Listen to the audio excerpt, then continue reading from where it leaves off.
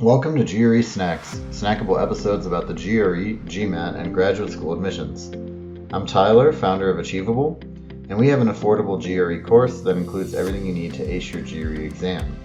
A full textbook, videos on key topics, tons of practice questions backed by our memory-enhancing algorithm, a built-in study planner and essay grader, and full-length practice exams.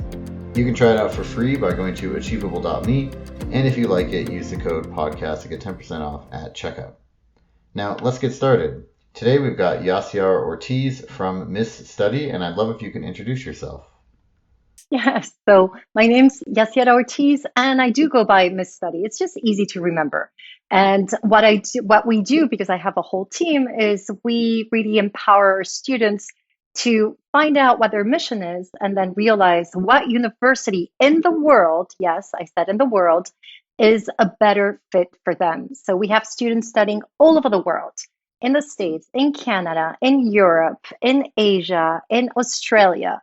And it's I used to run the international department of admissions for a European university, Politecnico di Milano, and then I studied in the States. So very naturally, just people started asking me, "Hey, Yasi, so you have all these languages, you have all this mix. You were raised in New York, and you went to you studied at a great university, and then you've worked." Internationally, like tell me, what would my life look like if I went to study in Italy or Canada or whatever it is. So that's how the business started.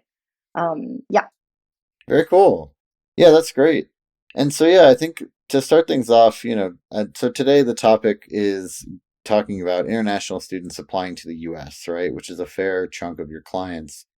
And, I think to start this off, right, the first thing I say, which is I think something that we've talked about a fair bit on this podcast, is just like, yes, of course you can apply to Harvard, Princeton, Yale, and Stanford, but those are very hard to get into, especially as an international student, right? So if you're an international student looking at the United States university uh, list or market or however you want to call it, what are some of the recommendations you give for how to start parsing through what is often like a pretty mammoth thing? Yeah.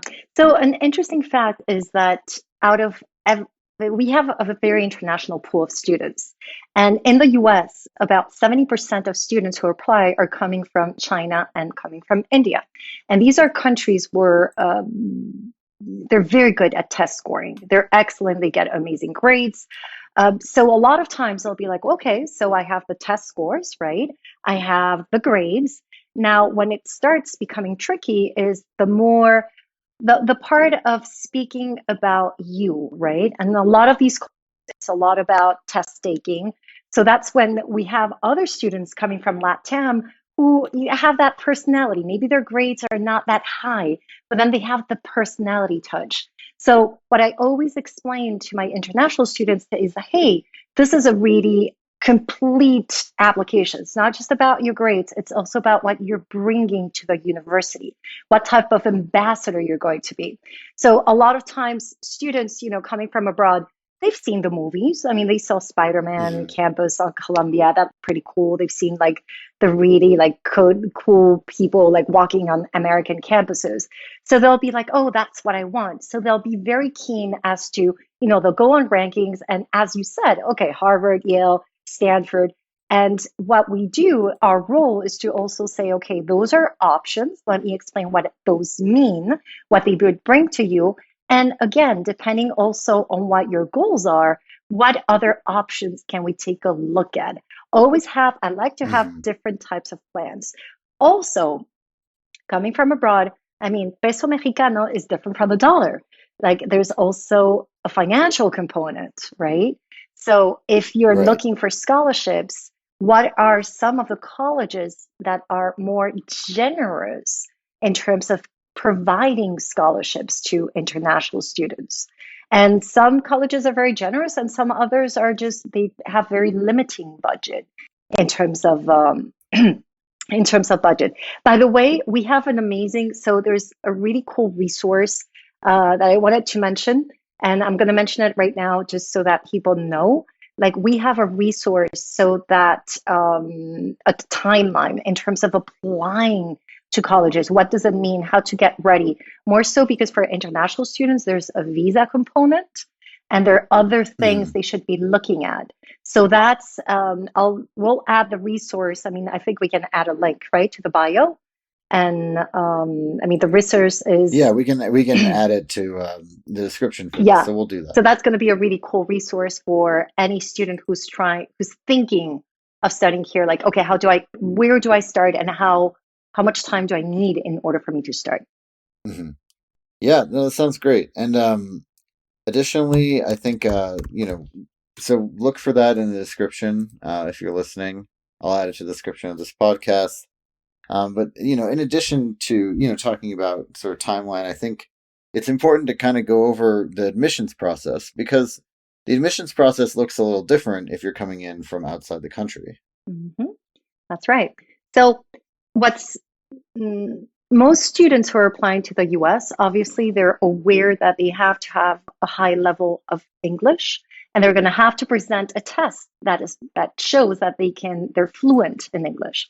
Now, what's really cool, Tyler, is that think about this. The economy, international students are interesting to the American economy. I mean, just last year, international students contributed to 40 billion dollars. So that's some money.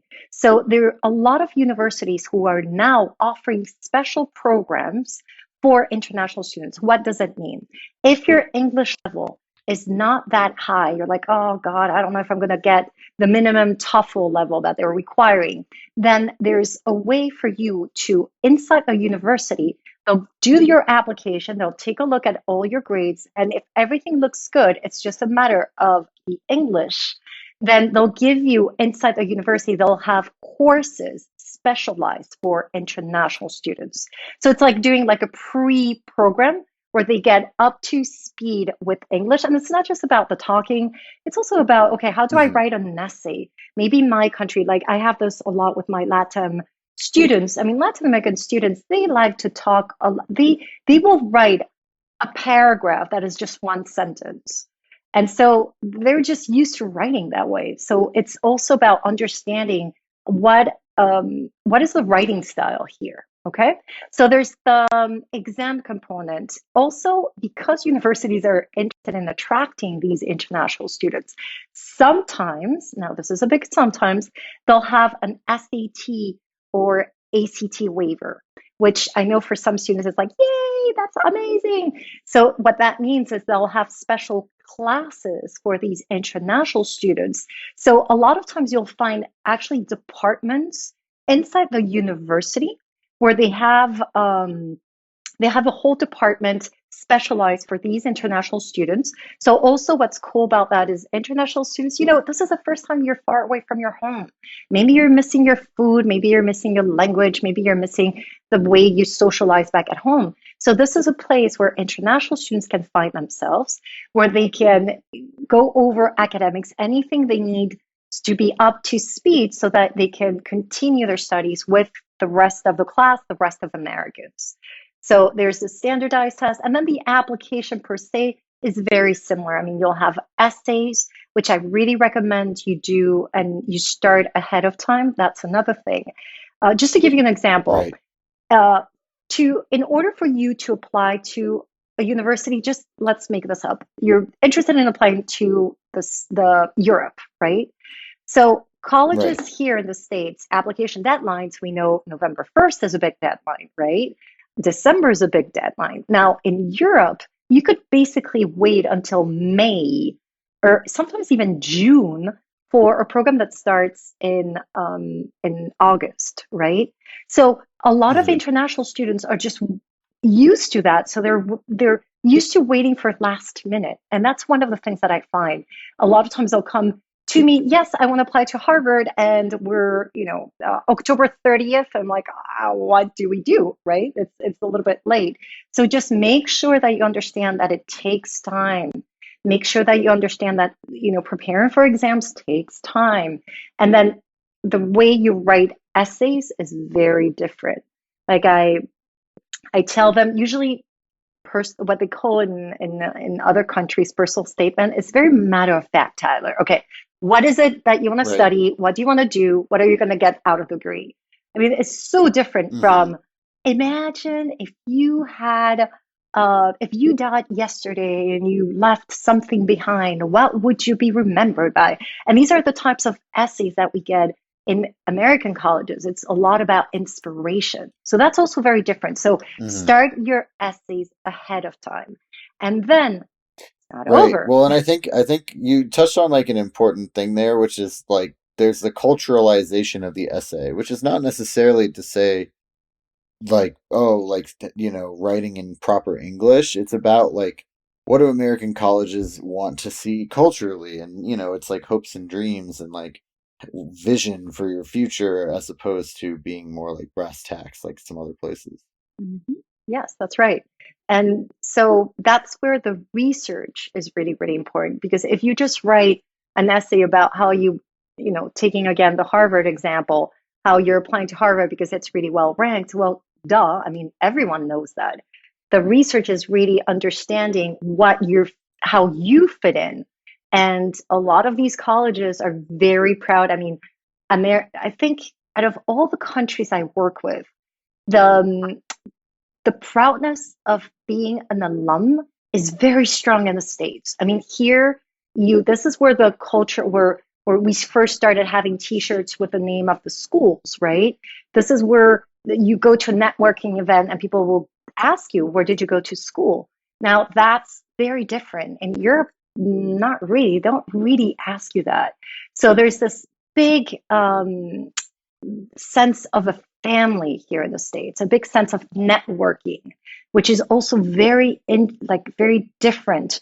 So it's important when you're choosing a school, make sure that that networking is really going to support you more so if you're looking to stay in the States, which is what a lot of these international students are looking to do. Great. Yeah, and I mean, I think that it is important to recognize the competitiveness of this from an international student point of view, right? Particularly for the top American colleges. I think that quite a lot of international students apply. Do you feel like international students applying, it's more competitive? Like obviously, I think for things like Harvard, etc., it's going to be hyper competitive no matter what. But even for schools that are not in like the upper echelon of American universities, I feel like just being from an international background puts you in a different and more competitive pool than the domestic students. Is that correct? Mm, But it all depends also what the university is looking for, because now there's a lot of talk of diversity, and in many, I mean, sometimes there's also a business decision. I mean, an Mm-hmm. international student pays more than a local student. Mm-hmm. So this is an interesting fact. In the last few years, some countries have been very aggressive about recruiting international students. Some of them are like Canada or United Kingdom.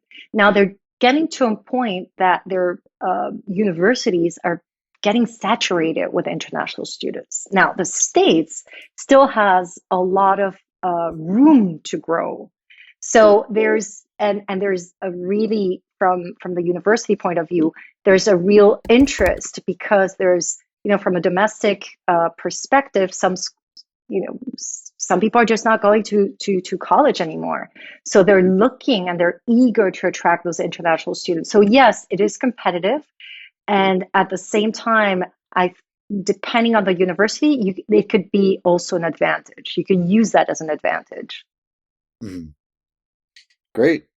Yeah, I think also, this kind of leads nicely into like another thing that's important to talk about, which is like tuition fees and then like what your scholarship options are as an international student.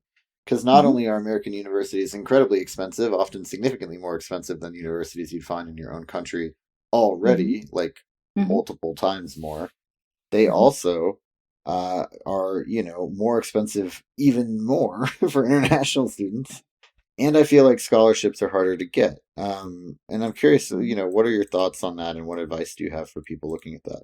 Okay, so the first thing is for international students to understand that they have a choice. What I mean by that is you have different. different types of ways of getting a degree that is that is that is more cost efficient. Like for example, a lot of international Hmm. students have never heard of community colleges, and they don't really understand how it Hmm. works. So basically, a community college, you could study 2 years of the basic, the core curriculum, and then transfer to a university, to another university, and you would get the degree of the university you transfer to. So at the end, that's really interesting for international students because that would make it more affordable. Then, so a community college could range any fees, again, as an international student, could be like $20,000 per year. Now, public universities who are getting funding, you have public universities very well ranked with great research opportunities that range from 25K to 35K per year. And then I'm just talking tuition prices. And then private universities, Hmm. anything start from 40K and all the way up. Now, in terms of scholarship, this is my recommendation.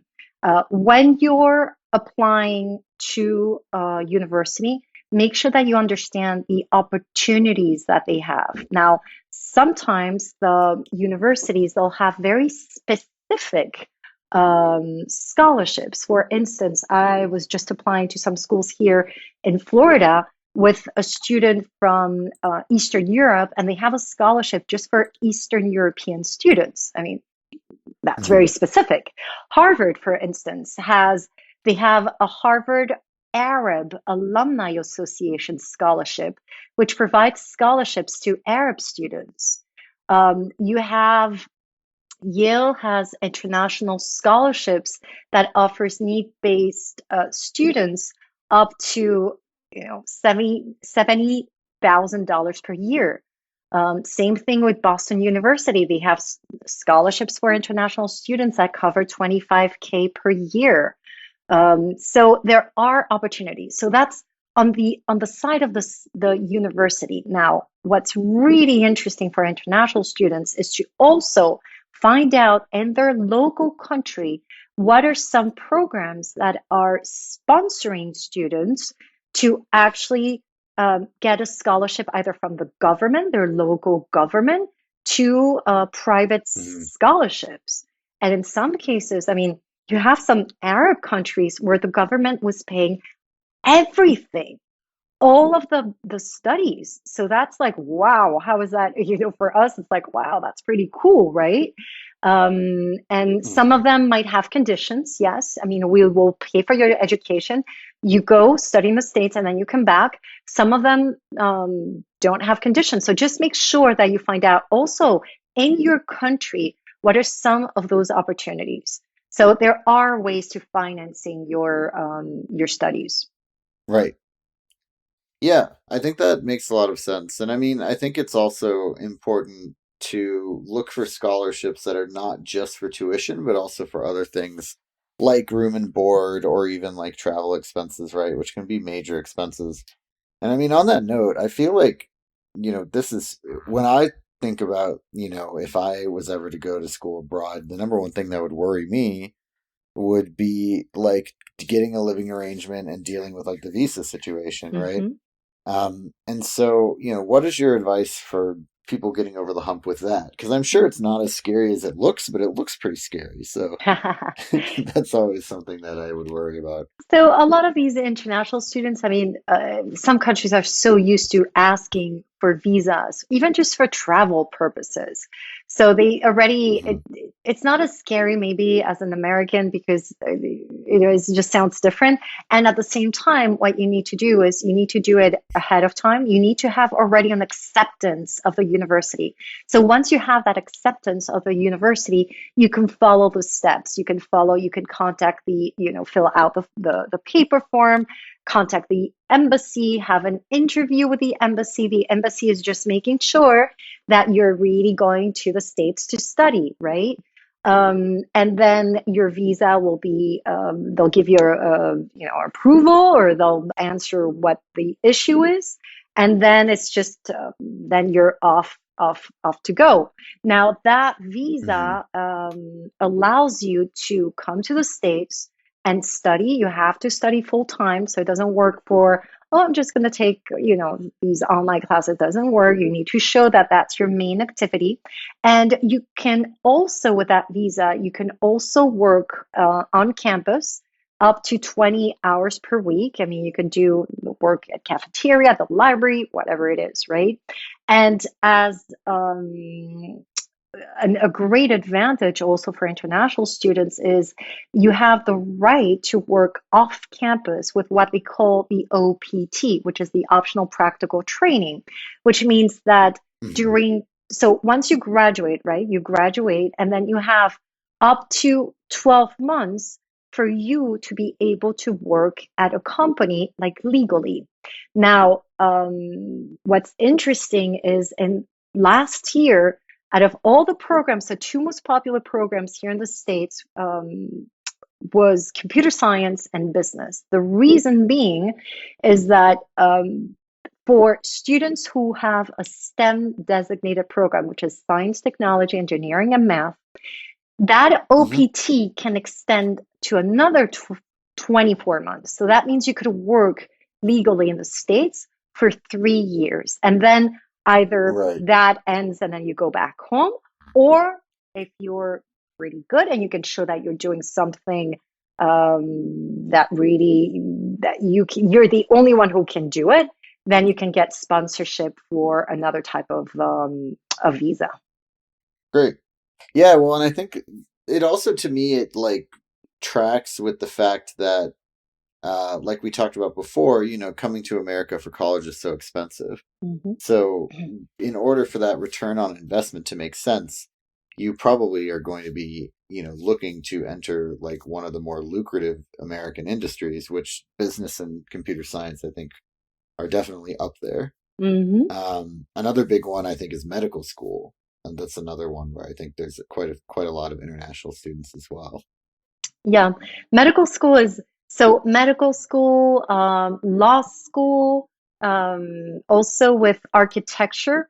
It's important for you to understand the system, how it works here in the States, which is very different Hmm. to what you could find in Latin America, in Europe, or even in Asia. In these countries, when you Hmm. start, if you decide that medicine is your track, I mean, from day one in college, you're already in the medical like track. In the States, you have those Hmm. 2 years uh, to basically a little bit play around, right? You can choose, you can only declare your major after the second year. That's okay. In a lot of these countries, they don't offer that flexibility. You already need to like say declare at 17 what it is that you're going to be majoring in. So also for international students, that's something I've had international students who love the fact that here in the States they have so much flexibility, and that makes it very attractive. Another component, Tyler, which is difficult for us to think about. You're comfy in California, I'm comfy here in my on the beach in Florida, is that a lot of many countries where these students are coming from, they're going through political unrest, they're going through economic crisis. I was just giving conferences in Ecuador, and they having electricity shortages, which for us is like, okay, well, the light goes up. No, it's not just the light. It's like you lose all the food in your fridge. There's no more internet. You can't do your homework online. So it's like going back to 20 years ago, or no, even like before that, right? So there's also a component of parents saying, I am willing to invest because this the way they see it, it's not just about education, it's about a life. I mean, talk about the American dream, right? It is about Hmm. building and offering my child a better future. Or maybe they're interested in doing a career that in their country is not is just doesn't exist, or maybe they're different from what the social norm asks them to be, so they are safer in a more welcoming country and multicultural and multiracial country like the States. Right. Well, and yeah, I think it's important to kind of be prepared for a little bit, no matter where you're coming from, for a little bit of a culture shock, right? But at the end of the day, the good news is that generally universities are probably one of the most welcoming places in America, because everybody's kind of coming from somewhere, and a lot of times, yes, maybe you're from another country, but you're just well, I'm from Texas and you're from California and blah blah blah, and so like we're all kind of coming from different places anyway. But definitely be prepared for that. A little bit of a culture shock. Yeah. I'll give you a fun anecdote. So I remember, and this was actually I was doing my master's in international affairs at Columbia University in New York, and one of the things that we had, of course, international affairs, a lot of international students, and they gave a whole class about plagiarism. So in many cultures, it's acceptable to just sort of copy things, and it's more informal. Now, here, Columbia made a real clear point as to what plagiarism was, and that could get the student kicked out. And also another interesting fact is when I have my European students, for instance, they're very used to a type of education where the uh, professor is talking and you listen and you take notes, and that's then you take your exam and that's about it. So here, when they come here and suddenly the grade, like 30% of your grade is participation, they're a bit like, oh, they have all this fear of talking in public or in front of people. What are people going to say? So it's interesting. It's just a Right. different way. But that's fun. I mean, that's the fun part of having different countries. Otherwise, it would be just having vanilla ice cream. I mean, the fun thing is we get to have all these flavors, right, Tyler? Yeah. Well, and it's basically that I think that the whole point of the university experience in my mind is to get exposed to lots of different cultures and people and ideas. And so yeah, I think that's all really well aligned. I want to just like return us also just to kind of like a couple more questions that I had, specific to international students applying into the U.S. Mm-hmm. Because these are things that I've run into even like with Achievable because we have an internship program, which is maintaining your visa status. Hmm. And I was curious what are like the key things you need to keep track of in maintaining your visa status. I feel like a lot of these visas also require either that you're like working at a summer internship or maybe that's only after you're done with school. I'm not sure. Hmm. But I just would love to hear a little bit more about that. Yeah, I mean, don't get arrested, right? Well, yes. So as long as you're a bit like abiding by the rules and you're bringing your energy and you're bringing your love to anything that you do, you're going to be fine. I mean, the visa, if you do decide to drop out of school, yes. I mean, the visa, basically what the university is doing is they're saying, okay, you are under us. So if you decide to drop out of school, if you decide like we no longer take responsibility for you, so then, your status might change, or if you decide to change your status when you're here in the States, you go like the green card, whatever it is. But otherwise, keeping the visa is pretty. It's just if you're at the same school, and even if you do decide to transfer, it's very easy. I mean, I've had students transfer from one school, and basically their visa just gets transferred from one school to the other. It's very normal to do that.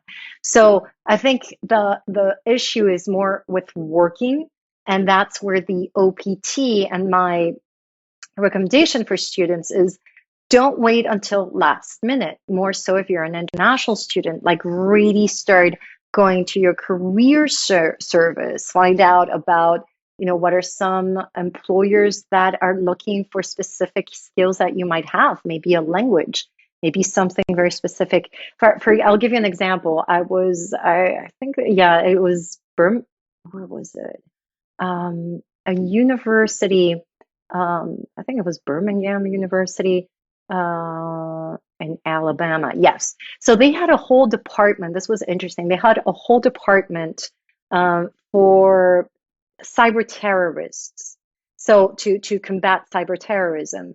And the reason being was that one of their professors was able, at one point, Facebook was attacked cyberly, and he Mhm. was able to find out what was happening. And so Facebook gave them a bunch of money, and they had a whole like cybersecurity department. So they needed students, for instance, who knew certain languages, like very particular languages, like Arab or some strange dialects or very particular dialects spoken in certain countries that were more sensitive to to have like terrorist threats. Or so you probably like find out what are some of the skills of things that you can bring that are going to be interesting to companies.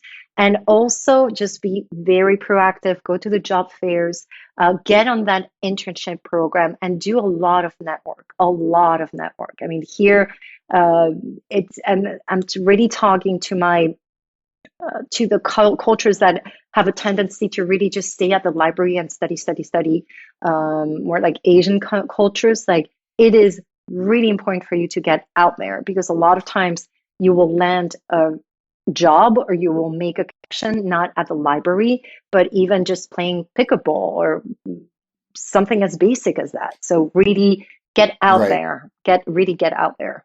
Yeah, exactly. I mean, at the end of the day, hopefully, if you're trying to study abroad, it's because you are interested in living in that country, or at the very least, getting to experience what it's like to be a part of that country. And if you are in your room the whole time and then in classrooms or the library the whole time, that's not really the whole experience, right? Hmm. Um, Yep. and it, like you said, and I don't, maybe this is an American thing. I feel like it's kind of an everywhere thing, but it certainly is true in America. Very often, having strong connections with people is going to be better for your career, especially at the beginning where you don't really have that much to hang your hat on besides your school GPA and what school you went to, than a lot of things. That's right. And so building that is an important part of building your future. That's right. That's right. And you might be surprised who you can meet in a social setting, and just also speaking with your classroom. What sometimes happens is that international students, they might gather around other international students, maybe for a language purpose, for they'll go eat their food, which is great. I mean, do that. And again, you're here in the States has so many opportunities and has so many options. And also for Mm, a lot of these students, when they come here, it's so beautiful, Tyler, because when they come here, it's not about them. They're carrying also the hopes of their um, parents, their siblings. A lot of mm, times they're being seen as heroes. You're doing this, and so they have a lot of responsibility. And so, yeah, have fun. Like, get and the States is so different. I mean, New York is so different from Texas, so different from mm. California. Even for us who live in the States, it's such a beautiful country to explore. And yeah, I love seeing my international students. I mean, I love seeing my international students, for instance, if they're in Texas, like go to a rodeo and really get into and even speak with a Texan accent and be proud of it. And that's a Hmm. beauty. I mean, that's the idea. The idea is for you to really thrive and give yourself also a chance, because a lot of times what happens is when you're back home, you have certain pressures. But again, the States is a country of freedom, and freedom of speech, and freedom of your experience, the type of experience you choose to have. So take advantage that you can have a place where sometimes it's good to be away from the family, take a little breather, and Right. really start learning who you really are. What are you about? Right, exactly. And I think it's just like such a good opportunity for that, regardless of your family background, but especially, for a lot of people, it might be their first time being away from home, like at all. Mm. And so really, you're like really away from home, right? When you're going international. Um, well, great. I think this is all like, I mean, there's a ton of great information in this episode, and I'm really like happy with how it went. Is there anything that we didn't cover that you want to make sure you talked about before we wrap up? For my international students, if you are serious about exploring studying it in the States, get ahead of time, do things with time, also get the right information. And there are three things that I usually hear are limitations for my international students. So one is the language skills, my English is not that great. Two, I don't have the finances. And three, maybe there's specific requirements that I don't have. Now, what I'm here to tell you is that those are no limitations.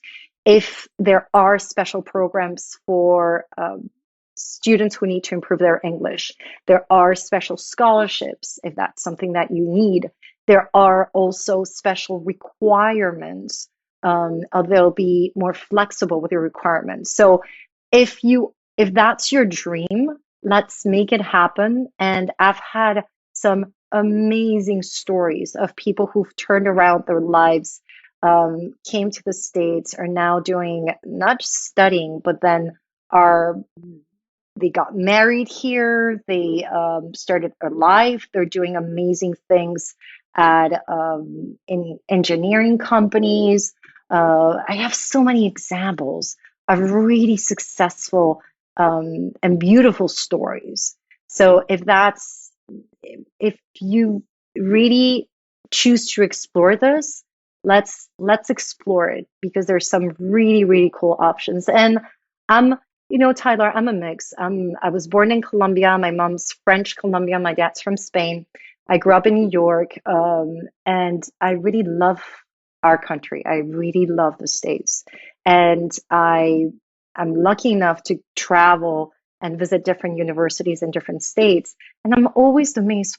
Wow, I mean, wow, the amount of diversity, the amount of different mountains that we have, rivers that we have, people, just really kind people. And it's just I'm really in love with this country, and I think it's an honor and it's a responsibility to really continue to build this country, to build it on the principles that it was built on, which is really, freedom of of making your dreams come true. So that is still applicable to this day. So for my international students, if you have a yes, let's make it happen. Great, thank you. This has been GRE Snacks, hosted by Tyler from Achievable with Yasiara Ortiz from MissStudy. And Achievable has a great online GRE course you can try for free by visiting achievable.me.